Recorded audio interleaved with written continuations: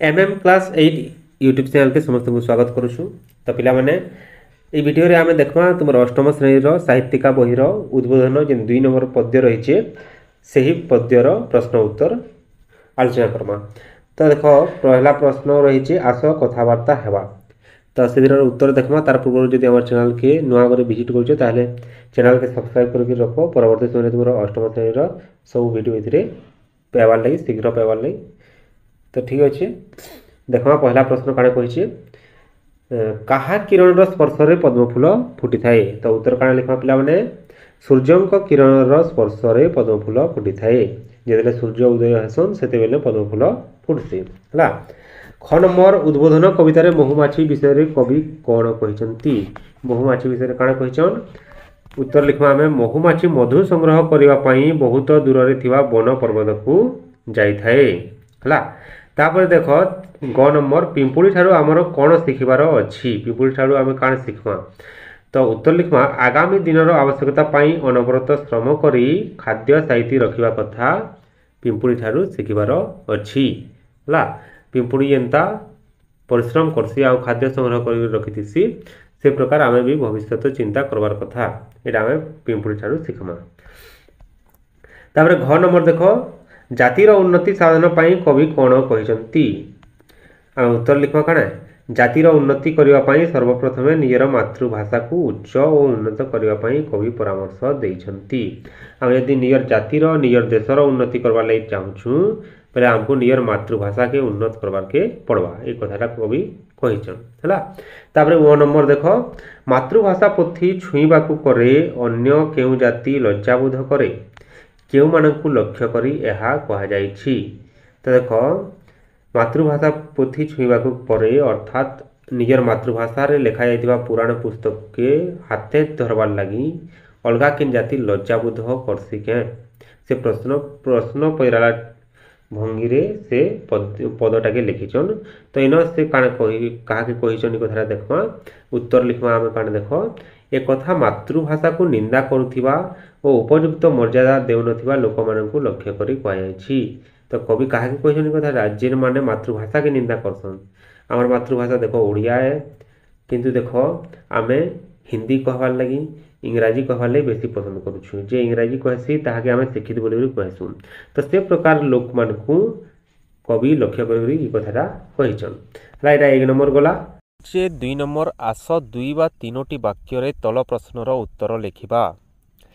तो पहला कही देख क नंबर सोई रही सिंह कि प्रकार असुविधा भोग करे। तो काना लिखा पिला माने देख सोई रही सिंह को भोकरे रहिबाकू होइथाए कारण से जेते शक्तिशाली हेले मध्य ता मुहरे आपे आपे आहार आसी प्रवेश करे नहीं। सिंह जदि सोई रही शिकार करी जीवा लाइनी बाहरबा ताहले कोनोसी खाद्य तार पाटी के आसिकरी मते खा बोली करी तार आके आसिकरी नि पहुँचे है। तो सबको परिश्रम करबारे पड़वा। ख निज ठारू अधिक बलशाली जंतु मानकु मनीष आयत्त करि पारिछि यार कारण कोन। तो मनीषर जो ज्ञान कौशल रही ताकू प्रयोग करी निज ठारू अधिक बलशाली गज बोले हाथी सिंह और व्याघ्र आदि जीव को आयत्त करि पारिछि। तो तार ज्ञान कौशल लगी से ये सब करि पारुछि। तापर देख ग नंबर मनीषर उन्नति सहित भाषार की संपर्क अछि। देख मनीषर उन्नति सहित भाषार गभीर संपर्क रही कारण उपयुक्त भाषा ज्ञान नथिले व्यक्ति विशेष उन्नति करि पारे नाही। तो ये प्रकार लिखमा। तापर घ नंबर देख कौन पाई आमे हृदय रे उच्च अभिलाष पोषण करिबा। आमे बड़ आशा काहे रखवार कथा हमर हृदय रे। तो लिखमा उत्तर मातृभाषार स्वाभिमान सुरक्षा या स्वाभिमान लिखो सुरक्षा और उन्नति पाई हृदय रे उच्च अभिलाष पोषण करवा दरकार फल आमे समय रे उच्च सम्मान अधिकारी हो पारिबा।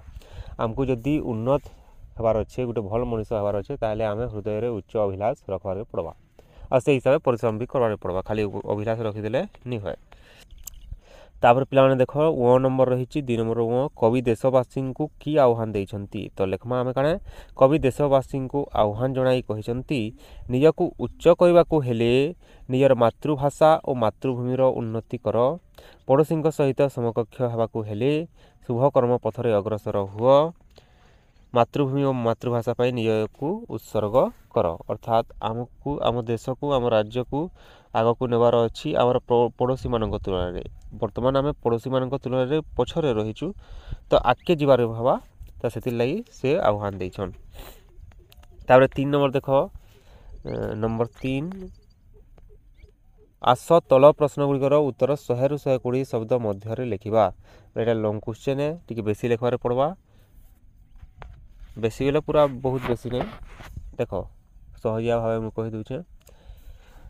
କ ଜୀବନକୁ ସଫଳ କରିବା ପାଇଁ କବି ଦେଶବାସୀଙ୍କୁ କି ପରାମର୍ଶ ଦେଇଛନ୍ତି। ଯେତେବେଳେ ଲଙ୍ଗ୍ କ୍ୱେଶ୍ଚନ୍ ଲିଖ୍ମା, ଦେଖ ସେନୁ ଯେନ୍ କବି ଲେଖିଛନ୍ ସେ ପାଠକେ ତାକର ଟିକେ ପରିଚୟ ଦେମା। ତ ଲିଖ୍ମା ଆମେ, ଓଡ଼ିଆ ଆଧୁନିକ ସାହିତ୍ୟର ଜଣେ ତାରକା ଥିଲେ ସ୍ୱଭାବ କବି ଗଙ୍ଗାଧର ମେହେର। ସ୍ୱଭାବ କବି ଲେଖବ। ତାଙ୍କର ରଚନା ଗୁଡ଼ିକ ମଧ୍ୟରେ ତପସ୍ୱିନୀ, ପ୍ରଣୟ ବଲ୍ଲରୀ, କୀଚକବଧ, ଇନ୍ଦୁମତୀ, ଉତ୍କଳ ଲକ୍ଷ୍ମୀ, ଅର୍ଘ୍ୟଥାଳୀ, କୃଷକ ସଙ୍ଗୀତ ଏସବୁ ରହିଛେ ଇତ୍ୟାଦି ଉଲ୍ଲେଖଯୋଗ୍ୟ। ଉଦ୍ବୋଧନ କବିତାଟି କବିଙ୍କ ଅର୍ଘ୍ୟଥାଳୀ ପୁସ୍ତକରୁ ସଂଗୃହୀତ। ଉଦ୍ବୋଧନ କେନୁ ଆସିଛି, ତାଙ୍କର ଅର୍ଘ୍ୟଥାଳୀ ପୁସ୍ତକ ଯେନ୍ ରହିଛି ସେଥିରୁ ଆସିଛି। ଏଠାରେ ଜୀବନର ସଫଳତା ନିମିତ୍ତ କେତେକ ଅମୂଲ୍ୟ ପରାମର୍ଶ ପ୍ରଦାନ କରାଯାଇଛି ହେଲା। ତାପରେ ଆଗକେ ଲିଖ୍ମା, ମଣିଷର ସଫଳତା ବ୍ୟକ୍ତିର କର୍ମ ଉପରେ ନିର୍ଭର କରେ। ମଣିଷ ଯେନ୍ତା କାମ କରବା ସେଇ ହିସାବରେ ତାର ଫଳାଫଳଟା ପାଇବା, ଭଲ କଲେ ସଫଳତା ମିଳିବା। ସୂର୍ଯ୍ୟର କିରଣ ସ୍ପର୍ଶରେ ପଦ୍ମ ବିକଶିତ ହୁଏ। ସକାଳ ହେଲେ ଦଳ ଦଳ ପକ୍ଷୀ ଖାଦ୍ୟ ଖୋଜିବା ପାଇଁ ବାସସ୍ଥାନ ଛାଡ଼ି ଉଡ଼ିଯାଆନ୍ତି। ବନ ବନାନୀ ଓ ପର୍ବତ ଶିଖରରେ ଘୁରି ବୁଲି ମହୁମାଛି ମଧୁ ସଂଗ୍ରହ କରେ। ଦୁନିଆର ପ୍ରତ୍ୟେକ ବଳଶାଳୀ ଜୀବ ନିଜ ନିଜର ଭୋକ ମେଣ୍ଟାଇବା ପାଇଁ କର୍ମତତ୍ପର ହୁଅନ୍ତି। ଦେଖ କାମ ବିନା କୌଣସି ଜିନିଷ ସମ୍ଭବ ନାହିଁ, ସେ କୌଣସି ସଫଳତା ବିନା କାମରେ ପାଇନି ପାରୁ ଆମେ। ତ ସେନ ଉଦାହରଣ ଦେଇକରି ଲେଖକ ଆମକୁ କହିଛନ୍ ସେସବୁ। ତାପରେ କହିଛନ୍ ଦେଖ, ବଳଶାଳୀ ଜୀବ ସିଂହ ଶିକାର ନ କରି ଶୋଇ ରହିଲେ ତା ମୁଖରେ ସ୍ୱତଃ ଆହାର ପ୍ରବେଶ କରେ ନାହିଁ। ବଳଶାଳୀ ସିଂହ ବି ତାହାକେ ବି ପରିଶ୍ରମ କରିବାକୁ ପଡ଼ବା। ପିମ୍ପୁଡ଼ି ଅନବରତ ବେଲେ ସବୁବେଲେ ଅହରହ ଶ୍ରମ କରି ତା ଖାଦ୍ୟ ଭଣ୍ଡାରକୁ ପରିପୂର୍ଣ୍ଣ କରି ସାଇତି ରଖେ। ଏହି ଉଦାହରଣ ମାଧ୍ୟମରେ କବି ମାନବ ସମାଜକୁ ଜାଗ୍ରତ କରିଛନ୍ତି। ବୃକ୍ଷ ମୂଳରେ ପାଟି ଖୋଲି ଶୋଇଲେ ଗଛରୁ ପଡ଼ୁଥିବା ଫଳ ଆପେ ଆପେ ଆମ ପାଟିକୁ ଆସେ ନାହିଁ। ଆମେ ଯଦି ଗଛ ତଳକେ ଯିମା ଆରୁ ଶୁଇ ନେଇଥିମା ଆରୁ ଆଁ କରି ଶୁଇଥିମା ବେଲେ ଯେନ୍ ଫଳ ପଡ଼ବା ଆମର ମୁହେ ଭରି ହେବା କେ। ଆମ୍ ଗଛ ତଳକେ ଯାଇକରି ଯଦି ଆମକୁ ଖାଇବାର ଅଛି ପାଚିଲା ଆମ୍, ସେଟା ଯଦି ଆମେ ତାହାକେ ଚଢ଼ିକରି ନି ତୁଲ୍ମା କି ପଡ଼ଲାଟାକେ ନି ବେଟ୍ମା ଆର୍ ଯାଇକରି ଶୁଇ ନେମା ବେଲେ ଆପେ ଆପେ ଆସିକରି ତ ଭରି ନି ହୁଏ। ତ ସେଟା ବୁଝାବାର୍ ଲାଗି ଚାହିଁଛନ୍ କବି। ତ ସେଟା ଲିଖ୍ମା, ଅଶେଷ ବଳବାନ ହୋଇଥିଲେ ବି ଗୟ, ସିଂହ, ବ୍ୟାଘ୍ର ଆଦି ଭୟଙ୍କର ପଶୁଙ୍କୁ ବୁଦ୍ଧିମାନ ମଣିଷ କଳ କୌଶଳ ପ୍ରୟୋଗ କରି ବନ୍ଧନଯୁକ୍ତ କରିଥାଏ। ଦେଖ ମଣିଷ କାଣା କରୁଛେ, ତାରନୁ ବଡ଼ ବଡ଼ ଜୀବ ହାତୀ କେଡ଼େ ବିରାଟ ଜୀବ, ଓଟ ଏମାନଙ୍କୁ ନିଜର ଆୟତ୍ତରେ ରଖିପାରିଛେ କାଁ ହେଲାକି ତାର ଜ୍ଞାନ କୌଶଳ ଦ୍ୱାରା। ତାପରେ ଲିଖ୍ମା, ସଫଳ ଓ ସାର୍ଥକ ଜୀବନ ପାଇଁ ବୁଦ୍ଧି ଓ ଜ୍ଞାନ ଅପରିହାର୍ଯ୍ୟ ଅଟେ। ନିଜ ମାତୃଭାଷାର ଉନ୍ନତି ଉପରେ ଜୀବନର ସଫଳତା ନିର୍ଭର କରେ। ଆମ ମାତୃଭାଷାକୁ ହୀନ ମନେ କଲେ ଆମେ ସବୁଦିନେ ହୀନମନ୍ୟ ହୋଇ ରହିବା। ତେଣୁ ମାତୃଭାଷାର ଉନ୍ନତି ପାଇଁ ଆମେ ଚେଷ୍ଟିତ ହେବା ଉଚିତ। ସୁତରାଂ ଆମ ମାତୃଭାଷାରେ ରଚିତ ପୋଥି ପୁସ୍ତକର ପ୍ରଶଂସାରେ ଆମେ ଶତମୁଖ ହୋଇ ଉଠିବା। ଦେଖ ଆମେ କାଣା କରସୁଁ, ଆମେ ହିନ୍ଦୀ ଭାଷା ଇଂରାଜୀ ଭାଷାରେ ବେଶୀ ଧ୍ୟାନ ଦେସୁଁ, ସେଟା କହେବାର୍ ଲାଗି ଆମେ ପସନ୍ଦ କରସୁଁ। କିନ୍ତୁ ଆମର ମାତୃଭୂମି ମାତୃଭାଷା ଯେନ୍ଟା ରହିଛେ ତାହାକେ ଆମେ ଅବହେଳା କରିତେଲ୍ ଯାଉଛୁଁ। ଆଉ ଯେନ୍ମାନେ ବି ସେ ପ୍ରକାର କରସନ୍ ସେମାନେ ହିଁ ମୂର୍ଖନ୍, ସେମାନଙ୍କର ଲାଗି ହିଁ ଆମର୍ ରାଜ୍ୟ ଆମର୍ ଦେଶଟା ତଲେ ରହୁଛେ ହେଲା। ତ ସେନୁ ଆଗକେ ଯିବାର୍ ଲାଗି କବି ଲେଖିଛନ୍ ମାତୃଭାଷାର ପୋଥିକେ ଆମକୁ ଧ୍ୟାନ ଦେବାରେ ପଡ଼ବା, ସେଟା ପଢ଼ବାର୍କେ ପଡ଼ବା, ସେଟା ବୁଝିକରି ଲୋକକୁ ଜଣାବାର୍କେ ପଡ଼ବା। ଆଉ ଭାଷାଗତ ସମୃଦ୍ଧିର ନବୀନ ଆଲୋକରେ ଆମେ ଆଲୋକିତ ହେବା। ସୁପ୍ତ ହୋଇ ଆମେ ଲୋକ ହସା ହେବା ନାହିଁ। ଆମେ ଯଦି ଶୋଇଥିବା ବେଲେ ଲୋକ ଆମକୁ ହସବେ। ସକାଳୁ ଯଦି ଆମେ ବେଲୁଦାଏ ଶୋଇଥିବା, ସୂର୍ଯ୍ୟ ଉଦୟ ହେଇକରି ଚାଲି ଯାଇଥିବା ନ, ଇଆଡ଼େ ସଭେ ନିଜର କାମରେ ଲାଗି ପଡ଼ିଥିବେ ନ, ଆଉ ଆମେ ଯଦି ଖଟେ ପଡ଼ି ରହିଥିବା ବେଲେ ଲୋକ ଆମକୁ ହସବେ। କିନ୍ତୁ ସେଟା ଆକ୍ଚୁଆଲି କହେବାର୍ ଲାଗି ଚାହିଁ ସେ କହିଛନ୍ ଯେ ଆମେ ଅଳସୁଆ ହେଇକରି ଆମର୍ ଦେଶର ଉନ୍ନତିରେ ଯଦି ସାମିଲ ନି ହେଲା ବେଲେ ସେତେବେଲେ ଆମେ ଲୋକ ହସା ହେମା। କବିଙ୍କର କହିବାର ଅର୍ଥ ଏଇଟେ। ଆମ ମାତୃଭୂମି ଆମ ମାତୃଭାଷାର ଶୁଭ କର୍ମ ପଥରେ ଆମେ ଅଗ୍ରସର ହେବା। କବିଙ୍କ ପରାମର୍ଶ ଅନୁଯାୟୀ କର୍ମପ୍ରବଣତା, କଳକୌଶଳ ଓ ମାତୃଭାଷାର ଉନ୍ନତି କରିପାରିଲେ ହିଁ ଆମେ ଜୀବନକୁ ସଫଳ କରିପାରିବା। ତ ଆମର ଜୀବନଟା ସଫଳ କେନ୍ତାରି ହେବା, ସେଟା ହିଁ ପ୍ରଶ୍ନ ଥିଲା।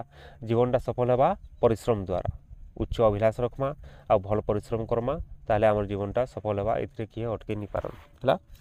तापर ख नंबर देख मातृभाषार उन्नति न हेले जातिर उन्नति आसवा असंभव ए उक्ति को उदाहरण सह बुझाई लेख। तो आम लिखमा स्वभाव कवि गंगाधर मेहेर को कालजयी कविता मानवीय अटे अर्थात से मानविकता उपर लिखुले मनीषर उन्नति मनीषर कर्तव्य मनीषर अधिकार ये सब के सूचाबार से काव्य कविता लिखुले। रचना गुड़िक मध्य रही तपस्विनी प्रणयवल्लरी कीचकबोध इंदुमती उत्कल लक्ष्मी अर्घ्यताली कृषक संगीत इत्यादि प्रधान सीधा लिख। आन उद्बोधन कविताटा आसी किनु अर्घ्यताली है तो लिखमा आलोच्य उद्बोधन कवितार देशर उन्नति मातृभाषार उन्नति उपर मुख्यतः निर्भरशील बोली सूचना दे कवि नाना उदाहरण प्रदान करियछंती। तो आके लिखमा काण कवि मतरे मातृभाषार दुर्बल व्यक्ति ही अधम बा मूर्ख अटे से ज्ञान भाषाज्ञानी मानक सहित प्रतियोगितार केवे समकक्ष हो पारे नहीं। उच्चभाषी व्यक्ति माने सेमानंको हीन हेय और मने और नीच भाव विवेचना करेंगे। अज्ञान व्यक्ति शिक्षित जनक राय दरबार में केवे सम्मानित हो पारती नहीं। देख मूर्ख कहीं कम आम जी निजर भाषा नहीं जानी भाषा कौन सी कथा कही नहीं पार्बार तो से उच्च आसन में केवे अधिष्ठित हो नहीं पारे।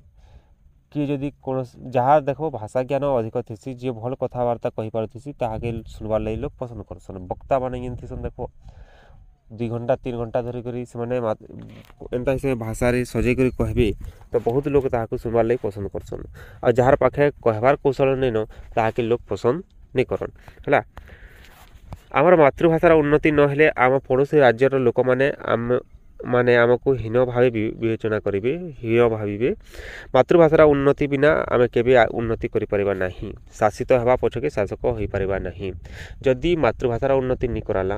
देखो इंग्रेज माने आमको आसिक शासन कले इंग्रेज माने ताकर भाषार प्रसार करी पलाले किंतु आमे सेमानकर भाषा ग्रहण कला निजर भाषा के छाड़ीदेला निजर भाषा के आम भरई कर थुई नहीं छूँ आउ आम विदेशी भाषा के पहला ध्यान दौछूँ।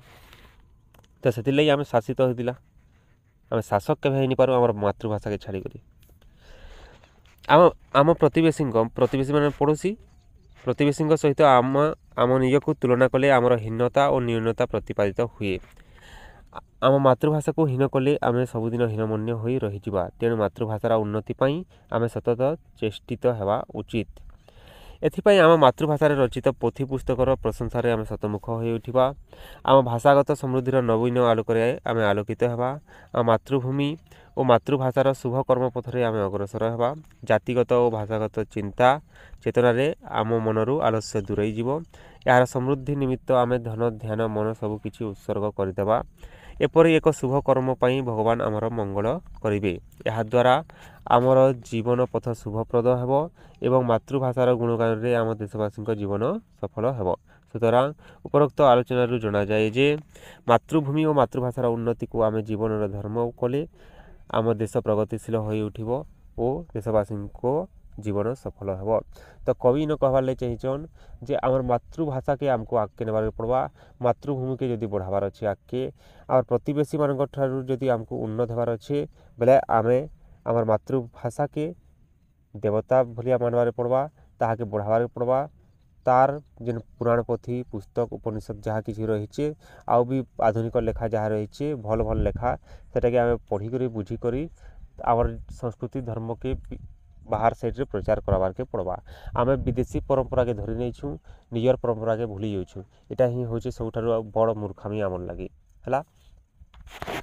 तो पिला तुमको भी कहुच्छे तुम उद्देश्य ही तो ये कहुई बोले तुम्हें भी विदेशी भाषा के बेसी ध्यान नहीं देकर निजर भाषा के निजर मातृभूमि भाषा जेनटा रही ताके उन्नत कराबार लगी चेष्टा कर से काव्य कविता लिखवार लगी चेष्टा कर निश्चित भाव सफलता मिलवा आमको।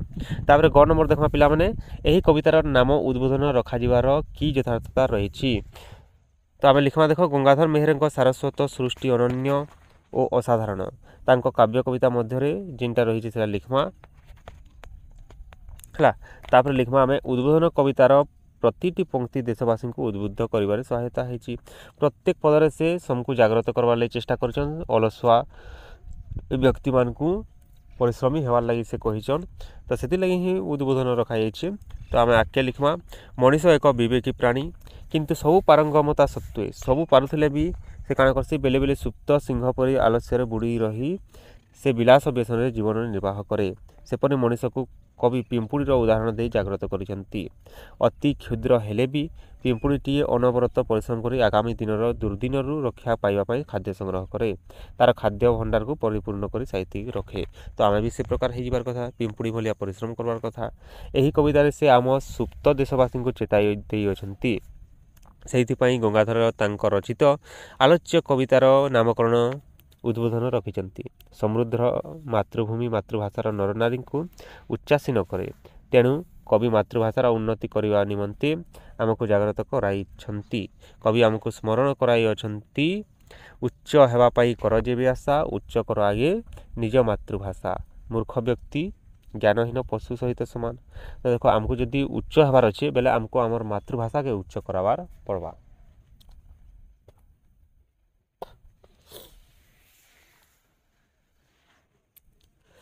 तापर लिखमा भाषागत दुर्बलता नहीं अज्ञान अधम व्यक्ति शिक्षित जनक राय दरबार में केवे सम्मानित हो पारे नहीं। तेणु मातृभाषार उन्नति पाई आम सतत चेष्टित हेबा उचित। जड़े व्यक्ति जदि मूर्ख व्यक्ति जदि पहुँचीगला राय दरबार में से उपहास हेबा ताके सम्मान से न दिया निजे सम्मान नहीं मिल पारे। तो से आम शिक्षित होबार पड़वा और शिक्षित होगार लगी आमको मातृभाषा ही ज्ञान आहरण करवार के पड़वा। पठित कविता उद्बोधन प्रति पदरे उद्बोधन बाणी शुणाई कवि आमको आमर मातृभूमि और मातृभाषा उद्देश्य उद्बोधित कराई कविताटीर नामकरण यथार्थ अटे। तो सबु बेले आमको कवि जाग्रत करवार लगी चेष्टा करछन उद्बोधन देवार लगी चेष्टा करछन से कवितार ना उद्बोधन रखाई है। तापर 5 नंबर रही पिलाने देख आस सरल भाषा बुझाई लिखा है। टी भिडटा लंबा हो पाए किंतु पिलाने देख भल भाव बुझवार लगी चेष्टा कर भल भाव बुझावार चेष्टा कर जदि कौन जगह असुविधा है बेले कमेंट कर कहब है। तो देख सुप्त सिंह मुखे न पशे आहार श्रमे पिपीलिका पुराए भंडार। तो लिखमा उक्त पद्यांशटी स्वभाव कवि गंगाधर मेहेरंक रचित उद्बोधन कवितारू आनीत। एठारे कवि सबुबले शोई रही सिंहटीर दुर्भाग्य और अनवरत परिश्रम करी खाद्य संचय करुवा पिंपुड़ीर सौभाग्य कथा वर्णना करिसेंती। तो आगे लिखमा पशुराय सिंह जंगल राजा किंतु से जदि शोई रही आलस्य परायण हुए तेबे ताकू उपवास भोकिला रहा पड़े। सिंह जदि शोईथिबा बेले से तो भूखे मरवा तार निके कौन खाद्य आदि पहुँचवा नहीं पहुँचे तो से भोकिला रहा पड़वा। ता मुहरे खाद्य आसी आपे आपे प्रवेश करे नहीं। खाद्य पाइबा को हेले ताको शिकार करने को पड़े किंतु पिंपुड़ी क्षुद्र हेले मध्य सबुले परिश्रम कर खाद्य संग्रह कर भविष्य संरक्षण कर रखे। क्षुद्र हेले भी से निज गुण में महान अटे। सुतरां आलस्य परायण बलशाली सिंह और क्षुद्र पिंपुड़ी दुही को लक्ष्य करी आमे आलस्य त्याग करवा दरकार। तो पिंपुड़ी भलिया आमको हेबार लगी कवि एठारे कहिछन है। तापर देख उच्च हाँपाई कर जेबी आशा उच्च कर आगे निज मातृभाषा यहाँ आलोचना कर सारान। तो लिखमा आम देख संस्कृत पद्यांशटी स्वभाव कवि गंगाधर मेहेरंक रचित उद्बोधन कवितारू गृहीत लिखित बोले भी हेबा। एठारे कवि निजर मातृभाषार समृद्धि पाई अभिलाष बा इच्छा पोषण करने को देशवासी को आह्वान जनाइछंती। जोठारे आमे जन्म होइछु लिखिबो ताहा आमर मातृभूमि से ही अंचल भाषा कही आमे छोटरू बड़ होइछु। से भाषा आमर प्रथम भाषा आमर मातृभाषा। यही मातृभाषा साहाय्य आमे आमर भाव आदान प्रदान करिबारे सक्षम हो पारिछु। आमे जेनटा कथबार्ता हेसु सेटा आमर काना मातृभाषा है। यार उन्नति सह आमर उन्नति जड़ित या प्रति आमर ममता रहिबा दरकार। मातृभूमि और मातृभाषा को अवज्ञा करुवा लोक अज्ञान अटे। आमे यदि निजर भाषा के छाड़ीदेमा से होचे जे निजर भाषा ही छाड़ला से है मूर्ख। तो आउ गोटे पद अच्छे आमर जेनटा कि इथर कवितार नहीं मातृभूमि मातृभाषार ममता जा हृदय जनमी नाही ताकू जदि ज्ञानी गणरे गणिबा अज्ञान रहिबे कहीं। जार हृदय जदि मातृभूमि और मातृभाषा प्रति प्रेम जागृत नहीं है बेले से ही मूर्ख है। ताकि जदि आम ज्ञानी बोली भावला जे इंग्राजी कही कही शिक्षिता बोली कहला तार मूर्ख दुनिया रे नहीं न। निजर मातृभाषा के जे भल नहीं पाइबार से हूँ मूर्ख है। जार भाषा जेते उन्नत से जाति सेते शिक्षित। ଗୋଟିଏ ଦେଶର ପ୍ରଗତି ତାର ମାତୃଭାଷାର ଉନ୍ନତି ଉପରେ ନିର୍ଭର କରେ। ସୁତରାଂ ନିଜେ ଉଚ୍ଚ ହେବା ପାଇଁ ହୃଦୟରେ ଆଶା ପୋଷଣ କଲେ ନିଜ ମାତୃଭାଷାକୁ ଉଚ୍ଚରେ ରଖିବାକୁ ହେବ। ହେଲା, ଏତିକି ଲିଖ୍ମା। ତାର ଗ ନମ୍ବର ଦେଖ, ଶୁଭ ପଥେ ବିଭୁ କରିବେ ମଙ୍ଗଳ, ଶୁଭ କର୍ମେ ହେବ ଜୀବନ ସଫଳ। ଏଇଟାର ସରଳ ଭାଷାରେ ଲିଖ୍ମା। ସଂସ୍କୃତ ପଦ୍ୟାଂଶଟି ସ୍ୱଭାବ କବି ଗଙ୍ଗାଧର ମେହେରଙ୍କ ଲିଖିତ ଉଦ୍ବୋଧନ କବିତାରୁ ଗୃହୀତ। ଏଠାରେ କବି ଉତ୍କଳୀୟମାନଙ୍କର ମାନେ ଓଡ଼ିଶାବାସୀଙ୍କର ମନରେ ପ୍ରେରଣା ସୃଷ୍ଟି କରିବା ପାଇଁ କହିଛନ୍ତି, ଭଲ କାମ ଲାଗି ଭଗବାନ ନିଶ୍ଚୟ ସହାୟ ହେବେ। ହେଲା, ତାପରେ ଆକେ ଲିଖ୍ମା। କବି ଦେଶବାସୀଙ୍କୁ ଆହ୍ୱାନ ଦେଇ କହିଛନ୍ତି, ନିଜର ମାତୃଭୂମି ଓ ମାତୃଭାଷାକୁ କେବେ ହେଲେ ହୀନ ଦୃଷ୍ଟିରେ ଦେଖିବା ନାହିଁ, ବରଂ ଉଚ୍ଚାଭିଳାଷୀ ହୋଇ ଆମ ମାତୃଭାଷାରେ ରଚିତ ପୋଥି ପୁସ୍ତକରେ ଶତମୁଖ ହୋଇ ଉଠିବା। ଆମ ଭାଷାଗତ ସମୃଦ୍ଧିର ନବୀନ ଆଲୋକରେ ଆମେ ଆଲୋକିତ ହେବା। ଆମ ମାତୃଭୂମି ଓ ମାତୃଭାଷାର ଶୁଭକର୍ମ ପଥରେ ଆଗେଇ ଯିବା। ଏଭଳି ଶୁଭକର୍ମ କଲେ ଆମର ପରିଶ୍ରମ କେବେ ହେଲେ ବ୍ୟର୍ଥ ହେବ ନାହିଁ। ଯଦି ଆମେ ଭଲ କାମ କରୁଛୁ ବୋଲେ ଆମର ପରିଶ୍ରମଟା କେବେ ବି ବୃଥା ନେଇଯାଏ, କେବେ ବି ଆମେ ନିଷ୍ଫଳ ନି ହଉ, କୌଣସି ନା କୌଣସି ଫଳାଫଳ ଆମକୁ ମିଳିବା, ଭଲ ଫଳାଫଳ ମିଳିବା। ଏଇ ନି ହେଲେ କେଲ୍ ମିଳିବା, କେଲ୍ ନି ହେଲେ ଆଉ କେବେ ମିଳିବା, କିନ୍ତୁ ନିଶ୍ଚିତ ଭାବେ ଭଲ ତାର ଫଳାଫଳଟା ମିଳିବା। ବରଂ ଏହି କର୍ମ ପାଇଁ ଆମକୁ ଭଗବାନ ସହାୟ ହେବେ। ଆଉ ଆମେ ଯଦି ଭଲ କାମ କରିବା ବେଲେ ଭଗବାନ ଆମକୁ ସାହାଯ୍ୟ କରିବେ। ହେଲା, ବିଭୁ କୃପା ମାନେ ପ୍ରଭୁଙ୍କର କୃପା ଲାଭ କରି ଆମର ଏହି ମଙ୍ଗଳମୟ ଶୁଭ କାର୍ଯ୍ୟରେ ଆମେ ଆଗେଇ ଯିବା। ଉତ୍କଳ ମାତାର ଯୋଗ୍ୟ ସନ୍ତାନ ରୂପେ ଆମେ ପରିଚିତ ହେବା। ଆମ ଜୀବନ ଧନ୍ୟ ହେବ। ଜୀବନରେ ଆଉ କୌଣସି ଅବଶୋଷ ରହିବ ନାହିଁ। ବାସ୍ତବରେ କବିତାର ଶେଷ ପର୍ଯ୍ୟାୟରେ ଏହାକୁ ଉଲ୍ଲେଖ କରି କବି ଦେଶବାସୀଙ୍କୁ ଯଥାର୍ଥ ଉଦ୍ବୋଧନ ଦେଇଛନ୍ତି। ହେଲା, ଏତିକି ଲିଖ୍ମା। ତାପରେ ଦେଖ, ଏଇଟା ଆମର ଲଙ୍ଗ କ୍ୱେଶ୍ଚନ୍ ଗଲା। ହେଲା, ତାର ଆସିଲା ସର୍ଟ କ୍ୱେଶ୍ଚନ୍। ଆସ କବିତାରେ କେତେକ ପଦ ପୂରଣ କରିବା। ଯା ଭାଷା ଦୁର୍ବଳା କାହିଁ ତାର ଜ୍ଞାନ, ତାପରେ ଡ୍ୟାସ୍ ରହିଛି, ତ ଏଇ ଡ୍ୟାସ୍ ୟାରେ ଆମେ ଲିଖ୍ମା କାହିଁ ତାର ରାୟ ଦୁଆରେ ସମ୍ମାନ। ତାର ଦେଖ, ପହଲା ଡ୍ୟାସ୍ ରହିଛି, ତାପରେ ରହିଛି ଚକ୍ଷୁ ମଳିବାକୁ ନାହିଁ ଅବସର। ଏଇଟା ମିଳିବାକୁ ନାହିଁ, ମଳିବାକୁ ନାହିଁ ଅବସର ବେଲେ ତାର ଆଗରୁ ଆମେ ଲିଖ୍ମା ଶୁଭ କର୍ମ ପଥେ ହୁଅ ଅଗ୍ରସର। ହେଲା, ବହିରେ ଦେଖ ସେୟାରେ ଆମେ ଲିଖ୍ବା। ତାପରେ 7 ନମ୍ବର ରହିଛି, କ ସ୍ତମ୍ଭରେ ଦିଆଯାଇଥିବା ଧାଡ଼ି ସହିତ ଖ ସ୍ତମ୍ଭରେ ଥିବା ଉପଯୁକ୍ତ ଧାଡ଼ିକୁ ଯୋଗ କରି କବିତାଂଶଟିକୁ ସଜାଡ଼ି ଲେଖିବା। ତ ଲିଖ୍ମା ଦେଖ, ଗଜ ଏଇଟା ଦେଖ ପ୍ରଶ୍ନ ଏଇ ପ୍ରକାର ଦେଇଛି। ହେଲା, ତାର ଉତ୍ତର ଏଇଟା ରହିଛି, ଏଇଟା ତ ଜାଣିବ ନିଜେ କରବ ଆଉ କାଣା,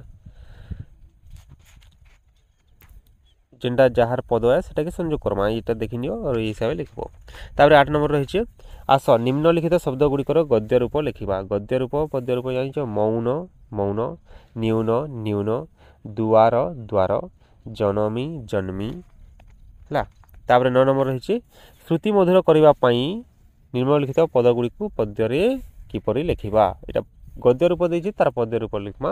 ପ୍ରକାଶ ପରକାଶ, କୌଶଳ କୌଶଳ, ଦୁର୍ବଳ ଦୁର୍ବଳ, ମୂର୍ଚ୍ଛନା ମୁରୁଛନା, ଶୈଶବ ଶୈଶବ, ପର୍ବତ ପର୍ବତ, ଏ ପ୍ରକାର ଲେଖ୍ମା। ହେଲା, ତାପରେ 10 ନମ୍ବର, ତଳେ ପ୍ରତ୍ୟେକ ଧାଡ଼ିରେ 4ଟି ଲେଖାଏଁ ଶବ୍ଦ ଲେଖାଯାଇଛି। ପ୍ରତି ଧାଡ଼ିରେ ଥିବା ଭିନ୍ନ ଜାତୀୟ ଶବ୍ଦଟିକୁ ଚିହ୍ନଟ କରି ଲେଖିବା। ଭଜନ ଭୋଜନ ପୂଜନ ରାଜନ, ରାଜନ ଅଲଗା ହେବା। ଭଜନ ଭୋଜନ ପୂଜନ ଏଇଟା ଗୋଟେ ଗୋଟେ କାମ ଏ, ରାଜନ ଗୋଟେ ବ୍ୟକ୍ତିକେ କହମା, ରାଜାକେ କହମା, ତ ରାଜନ ଅଲଗା ହେବା ନାଇଁ। ଉତ୍ତରଟା ଲିଖ୍ମା ରାଜନ, ତଳେ ଏଇଟା ଦିଆଯାଇଛି। ଟାଣ ପଣ ରାୟ ପଣ ଷୋଲ ପଣ ବଡ଼ ପଣ, ଇନ ଷୋଲ ପଣଟା ଅଲଗା ହେବା। ହେଲା, ତାପରେ ଦେଖ, ହିନ୍ଦୀ ଭାଷୀ ଉଚ୍ଚ ଭାଷୀ, ଏଇଟା ସ୍ପଷ୍ଟ ଭାଷୀ ଏ, ସ୍ପଷ୍ଟ ଭାଷୀ ମିଷ୍ଟ ଭାଷୀ, ତ ଇନ ହିନ୍ଦୀ ଭାଷୀ ଅଲଗା ହେବା। ଉଚ୍ଚ ଭାଷୀ ସ୍ପଷ୍ଟ ଭାଷୀ ମିଷ୍ଟ ଭାଷୀ ଏଇଟା ଭାଷାର ଗୋଟେ ଗୋଟେ କ୍ୱାଲିଟି ଏ, ଗୁଣ ଏ, କିନ୍ତୁ ହିନ୍ଦୀ ଭାଷୀଟା ଗୋଟେ ସ୍ୱତନ୍ତ୍ର ଭାଷାର କହିବାର ବ୍ୟକ୍ତିକେ ସୂଚାଉଛି, ତ ସେଇଟା ଅଲଗା ହେବା। 11 ନମ୍ବର, ଆସ ତଳ ଲିଖିତ ଶବ୍ଦ ଗୁଡ଼ିକର ବିପରୀତ ଅର୍ଥବୋଧକ ଶବ୍ଦ ଲେଖିବା। ପହଲା ଦେଖି ସୁପ୍ତ, ତାର ଉଲ୍ଟିଆ ହେବା ଜାଗ୍ରତ। ଦୁର୍ବଳର ଉଲ୍ଟିଆ ହେବା ସବଳ। କ୍ଷମର ବିପରୀତ ଅକ୍ଷମ। ନିଚର ବିପରୀତ ଉଚ୍ଚ। ଆଶାର ନିରାଶା। ଶୁଭର ଅଶୁଭ। ମଙ୍ଗଳର ଅମଙ୍ଗଳ। ହେଲା, ଏଇଟା ଆମେ ମନେ ରଖିବ, ଦେଖ ଭବିଷ୍ୟତରେ କାମ ଦେବା ସବୁ ତୁମକୁ। ଆସ ତଳ ଲିଖିତ ଶବ୍ଦ ଗୁଡ଼ିକର ପ୍ରତିଶବ୍ଦ ଲେଖିବା। କମଳ, କମଳର ପ୍ରତିଶବ୍ଦ ପଦ୍ମ। ପକ୍ଷୀ ବିହଙ୍ଗ, ଚଢ଼େଇ ଲେଖିଲେ ବି ହେବା। ସିଂହ କେଶରୀ, ଚକ୍ଷୁ ଆଖି, ମଣିଷର ନର। ଏ ଦେଖ ଗୋଟେ ଗୋଟେ ପ୍ରତିଶବ୍ଦ ଲେଖା ହେଇଛି, କିନ୍ତୁ ଏଇ ଶବ୍ଦମାନଙ୍କର ଆହୁରି ବି ପ୍ରତିଶବ୍ଦ ଅଛି, ସେଟା ତୁମେ ଚାହିଁଲେ ଲିଖିପାରବ। ହେଲା, 13 ନମ୍ବର, ଆସ ସମୁଚ୍ଚାରିତ ଶବ୍ଦର ଅର୍ଥ ଲେଖିବା। ସମୁଚ୍ଚାରିତ ଶବ୍ଦ ବୋଲେ ଦୁଇଟା ଶବ୍ଦ ସମାନ ଶୁଭୁଥିବା କିନ୍ତୁ ଅଲଗା ଅର୍ଥ ବୁଝୁଥିବା। ଯେନ୍ତାକି କର, କର ମାନେ ଗୋଟେ କର ହେଲା ହାତ ଆଉ ଗୋଟେ କର ହେଲା हजणा टैक्स जेनटा बोलछुन पुरर अर्थ है घर आउ गोटे पुर पिठार जेन भितर जेन मिठाटा देसन सेटा के पुर बोलिक कहुसी मड़ा पिठा तैयारी कला बेलके से दिजासी। तापर 14 नंबर बंधनी मध्य शब्द बाछिक शून्य स्थान पूरण करवा कहुई लिखमा आम डैश लोके ताकू डैश उच्च समय डैश लिखमा आम इ प्रकार तले जेन दिखाई उच्च भाषी लोके ताकू नीच गणी उच्च समय हुंती अग्रणी है जे भाषा डैश से डैश अधम कहीं हम डैश प्रतियोगी डैश तो तापर लिखमा इन उत्तरटा काढ़ा हवा देख जा भाषा दुर्बला से निश्चय अधम कहीं हम आने प्रतियोगी क्षम है अति सहज। तापर 15 नंबर देख कहीं तार राय द्वारे सम्मान एठारे राय द्वार शब्दर ठीक उत्तरटी बाछि लिखा तो यार अर्थ काण हवा पिला माने राया जेन दरबार बसासन सेटा ही तार से शब्दर अर्थरे लिखाई है तो आम लिखा राया बसाउथिबा दरबार। तापर 16 नंबर केतरा शब्द देखिए सीना बिना प्रहार जुहार बदन सपन हीन दिन आहार विहार यहाँ के नहीं शेष रखिक पदर शेष रखिक गोटे कविता लिखा कहुई तो यहाँ लिखमा तुम द्वारा हेसी बोले और भी लिखब बढ़िया बढ़ियाटा लिखाई देख विद्यालय विद्यालय गले विद्या हेब सीना विद्याहीन हेबा विद्यालय बिना विद्यालय ठारे न थाए प्रहार माड़नी दियन गुरु को आमर भक्ति रे जुहार माड़नी देले तो जुहार करब ना माड़ देले कि जुहार करबा। विद्यार्थीर थाए सरस बदन भविष्य तार पूरीब सपन पाठ पढ़ी हेबा नाही दिन जीवन आमर हेब नाही हीन विद्यालय मिले उत्तम आहार स्वच्छ परिवेश करिबा बिहार है। तार 17 नंबर मातृभाषा पोथी छुईबा को करे अन्य केउ जाति लज्जाबोध करे यह कहवा मूल कविंकर उद्देश्यटी कौन प्रदत्त उत्तर गुड़िक मध्य ठीक उत्तरटी बाछ तो यहाँ निंदा करवार अर्थ यहाँ लिखाई है देख से निंदा करछन मातृभाषार पोथी के जो निंदा करसन से माने तले ही रहेसन आउ कवि भी इन जेन माने मातृभाषा पोथी के हाथे धरबार लगी पढ़वार लगी घृणा करसन से मानकु निंदा करछन है तो निंदा करिवार अर्थ रे इन व्यवहार है। तो एतकी रही पिला माने जदि वीडियोटा तुमको भल लगला बोले गोटे लाइक करब आउ नियर सांग साथी मान साथ जेन माने अच्छन से मान साथ शेयर करब आउ जेकोसी असुविधा जदि होछि केनो बुझी नहीं हबार किंबा कौन से अलग विषय भी अष्टम श्रेणी असुविधा होछि ताहले हमको कमेंट माध्यम जनाबो आमे तुमर समस्यार समाधान करबार लई चेष्टा करमु। ठीक अच्छे धन्यवाद।